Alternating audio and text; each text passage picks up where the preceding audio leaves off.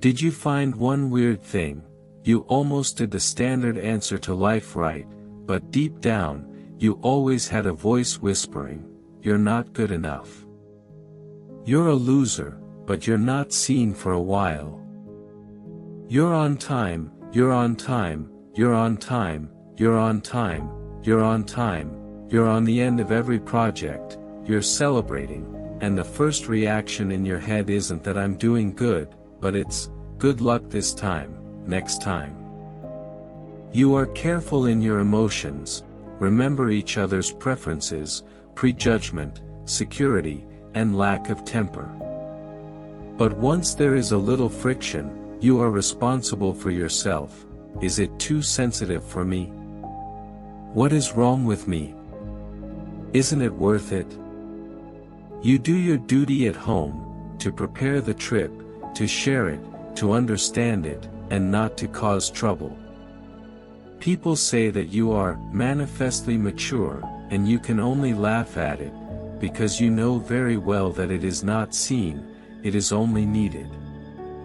You read so many books, read so many growth-type videos, reflected, self-disciplined, and managed emotions. You know how to be a qualified adult, but you don't know, if you don't qualify one day, do you deserve to exist?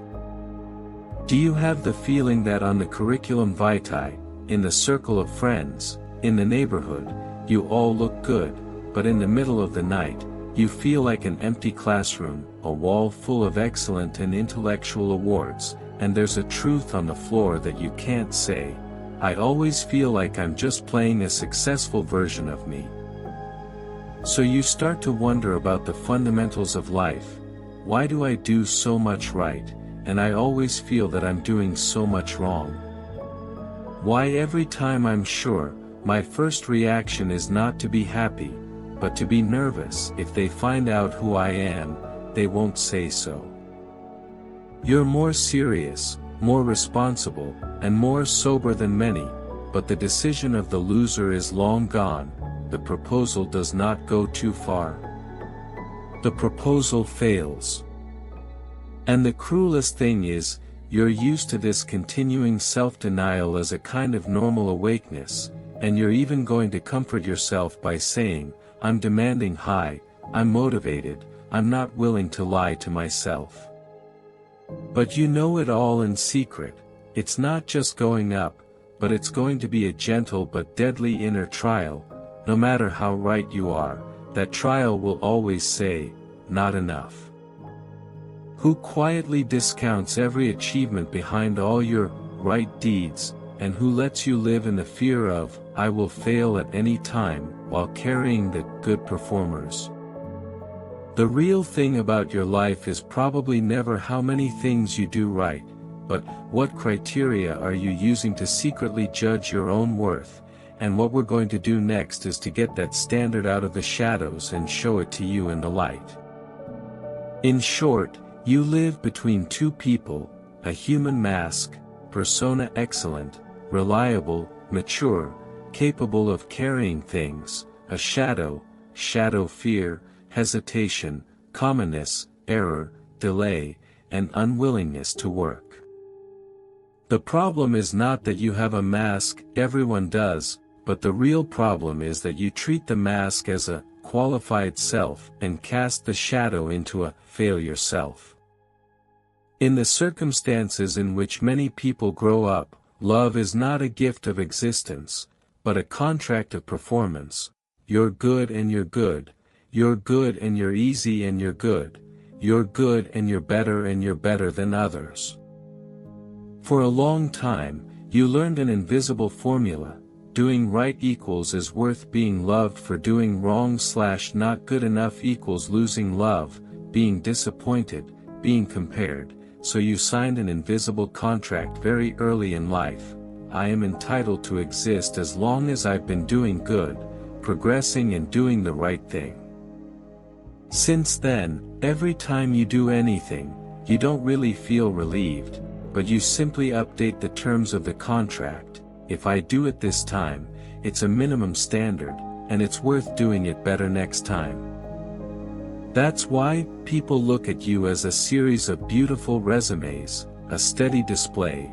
You look at yourself as a series of not enough and not much and no one will be negative. At the psychological level, your inner heart is split into two roles. 1. The inner judge, superego/inner critic standing in court coldly, constantly updating standards, picking mistakes, rejecting. 2. You in the dock, always defending, explaining, self-incrimination, I've really worked hard. Kierkegaard said that despair is, one cannot be himself. Your failure now seems to be a disappointment with grades and performance, and it goes further. You put the real self in the shadows long ago, allowing only a carefully grinded version to appear in the sun. When you're in love, you're used to thinking, do I deserve this guy? So you're trying to act like you're smart, caring, not working, not sticky, and not fussy.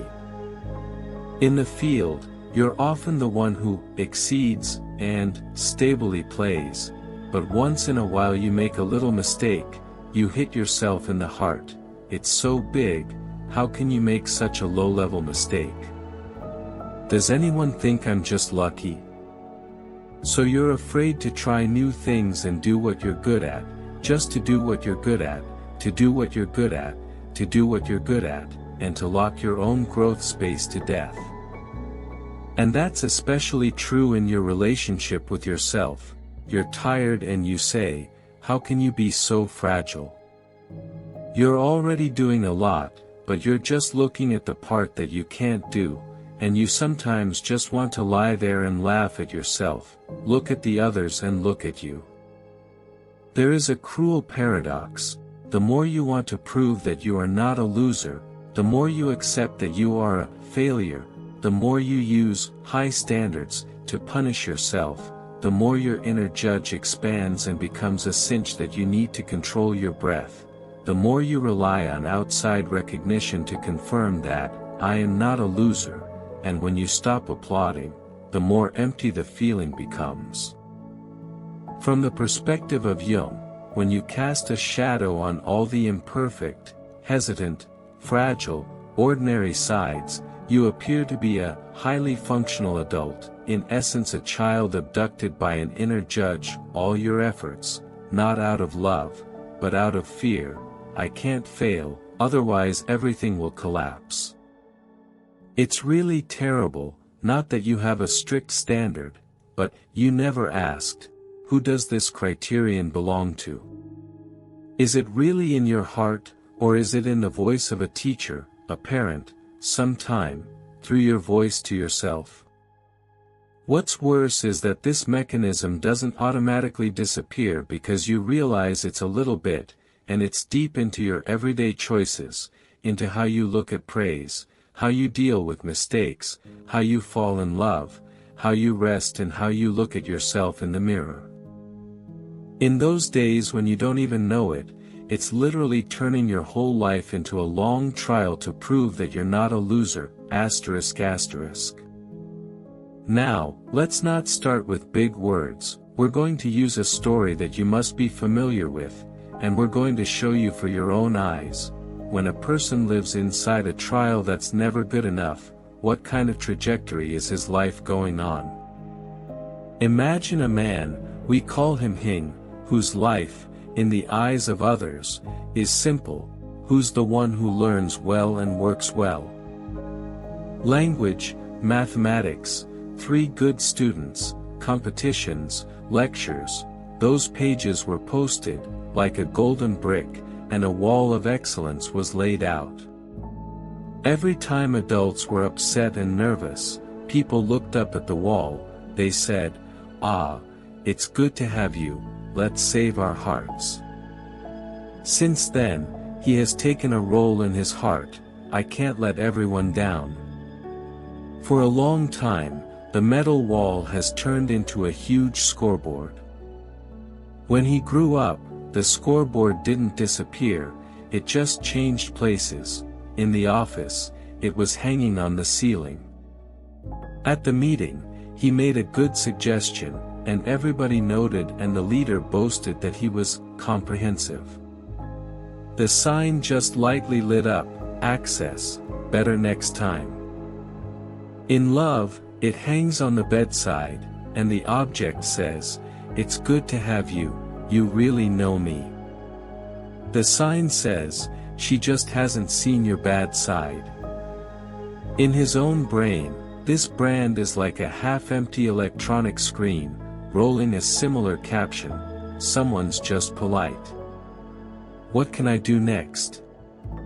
Don't be proud, you're not that good. In the middle is a huge courtroom, with extreme symmetry, like some kind of ancient temple.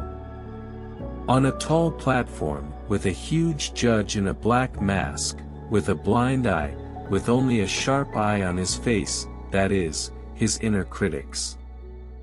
The judge had before him a thick, invisible book in which all his mistakes, little delays, little embarrassment, little imperfections, the wrong words, 3 seconds of cold space, the short blankness of the brain at the meeting, the promise of a friend took a few days to deliver.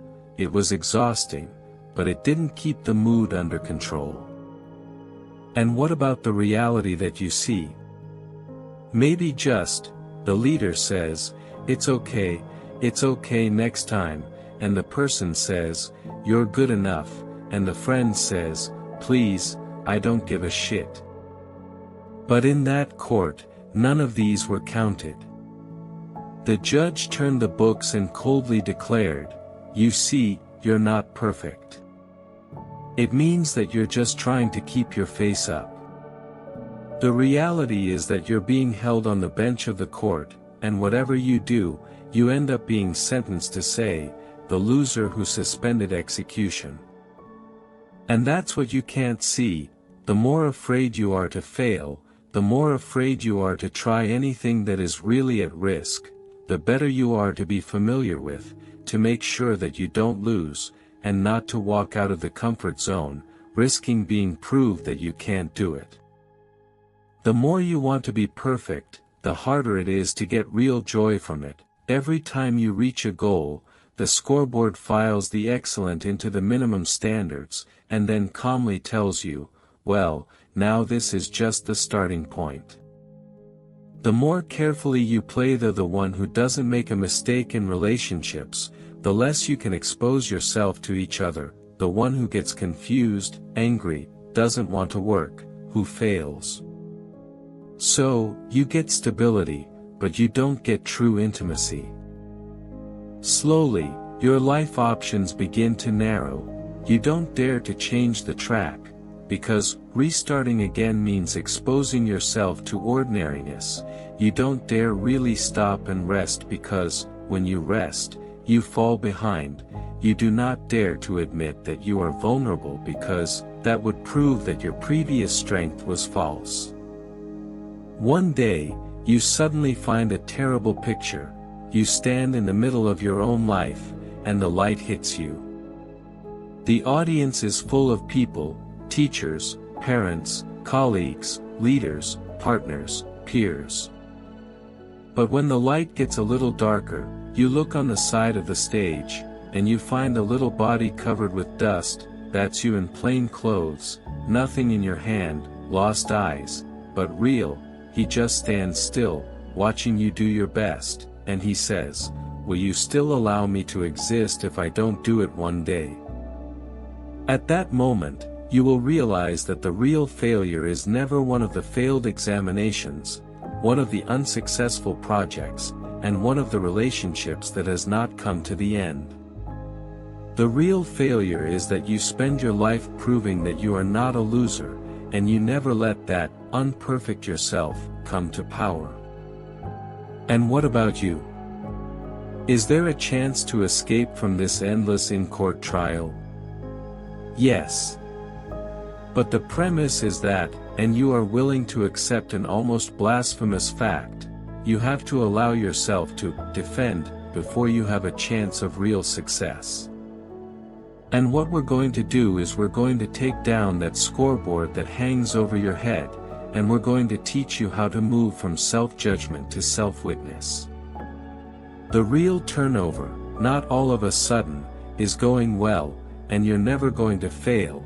It's even if you fail, you're not going to sentence yourself to death. The most important thing of your life is a big turn in attitude, and it's like, I can make mistakes, I can't be perfect, I can't fail, but that doesn't mean I'm a loser. As long as you take the results as a final decision to you will try to do everything right, and live forever in that inner court. The next few steps will be to get you back from the accused to the person, from self-judgment to self-witness. One redefinition of satisfactory: in the past, when the scoreboard was taken from the top, your criteria were vague and cruel: better, and better, and better. The characteristics of such criteria are that they can never be met. Now, you can do an extreme counterintuitive move: take a piece of paper and write 3 subheadings. Then write in one of the most self-culpatory items of your day, such as work performance, learning, sports, caring for others, and answering news. Put in good or ideal what you used to treat as a minimum requirement. Write down the real bottom line in minimum: today, even if it is a critical task, it's qualified. Even if it's just a 20-minute walk to the gym, it's a sport. But remember, what you're practicing now is to look at yourself with a human face, not to force yourself with a torture standard.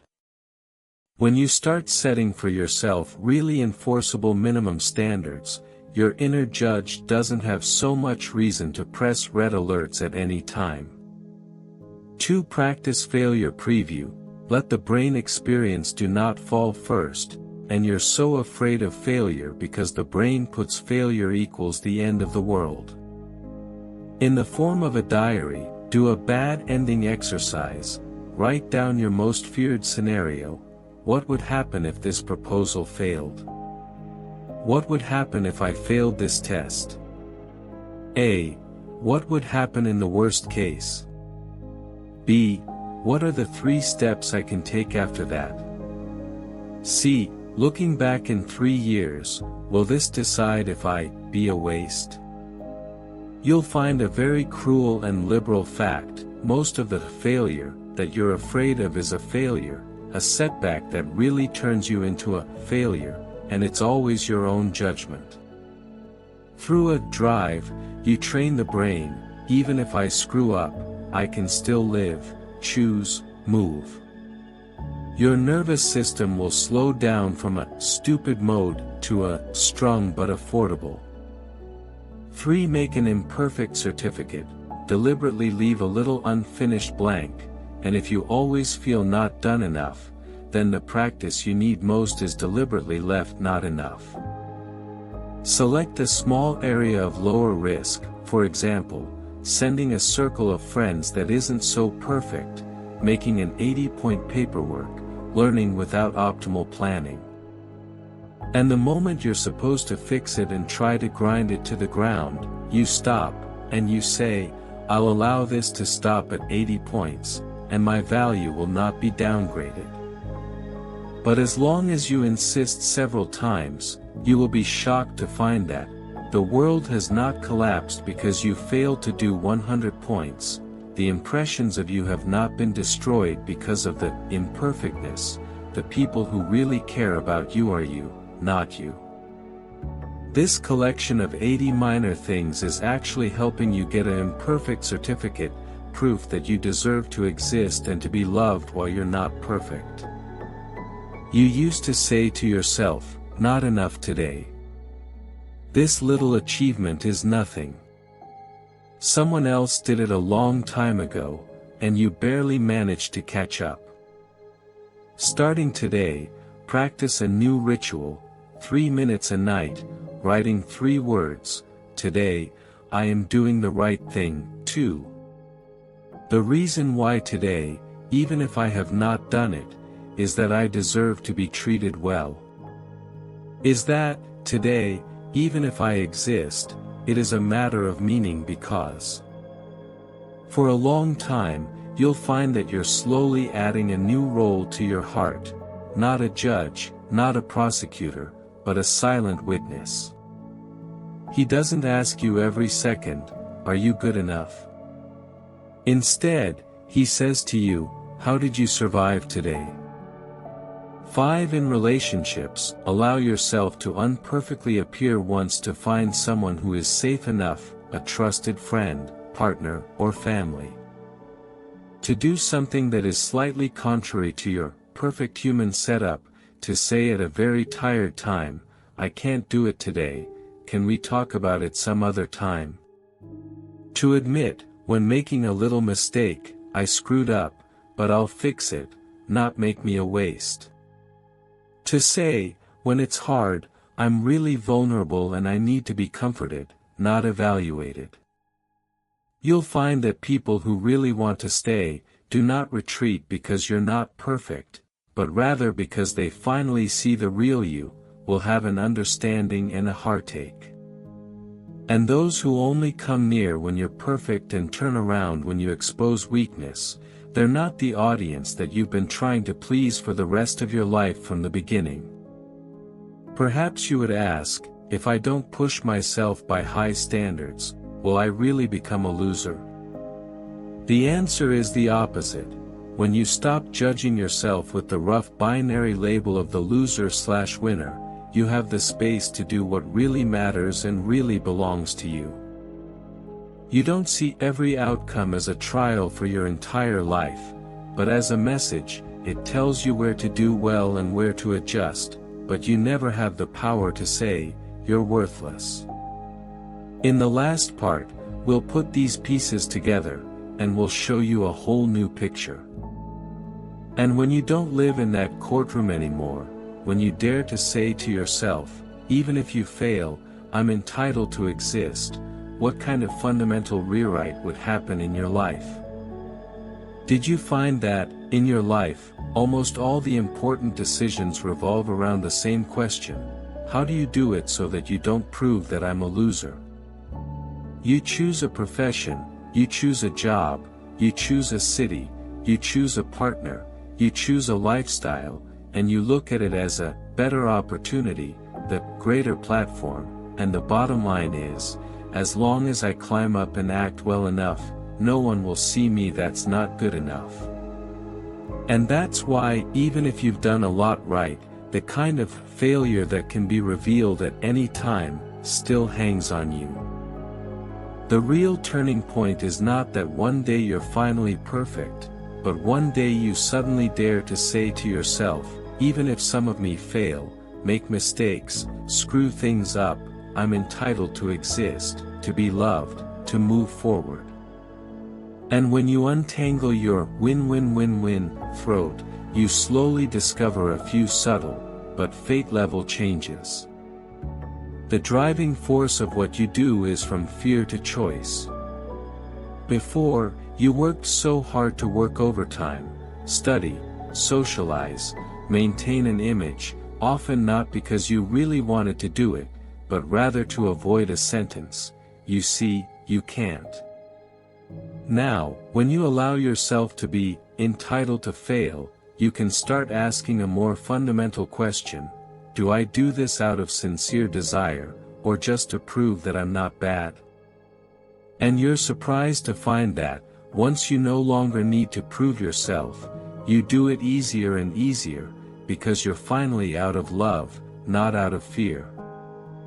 No, I'm just lucky. Don't say that I'm far from being really good. You think you're modest, but you're telling yourself that, this evaluation doesn't belong to me, and once I'm caught up, it'll be ripped off. Now, when you learn to think of yourself as the person who experiences life instead of the work that is always being reviewed, you can start a little experiment.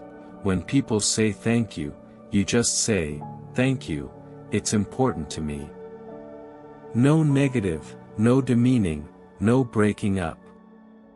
You'll find that you can be seen, recognized for your efforts, and you don't have to surrender immediately.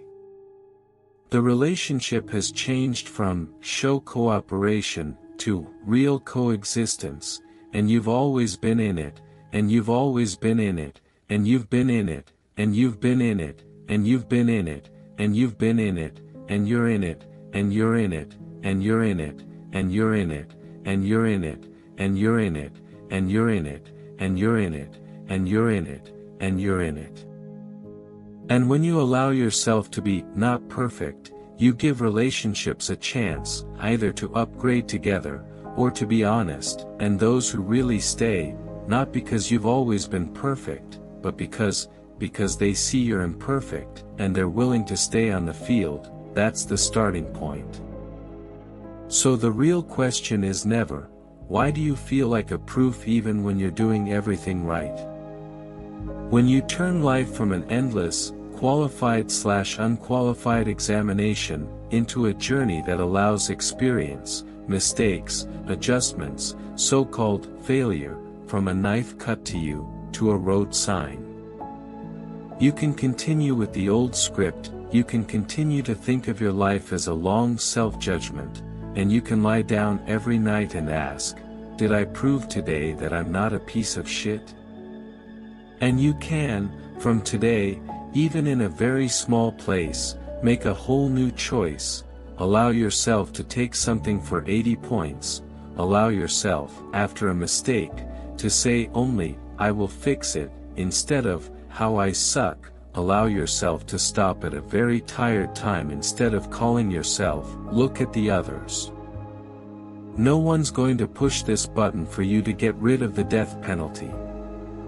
Only you, on your own, can stand up from that dock, go to the audience, and say to yourself, you don't want to prove that you exist, that you are qualified to exist.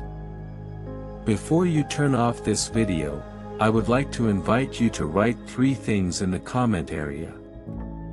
It's not interactive data, it's to give yourself a public witness. From this moment on, you're no longer just the loser who's held up by scores, results, performances. You start practicing, and you start to think of yourself as a worthy person, behind all those who do right and wrong.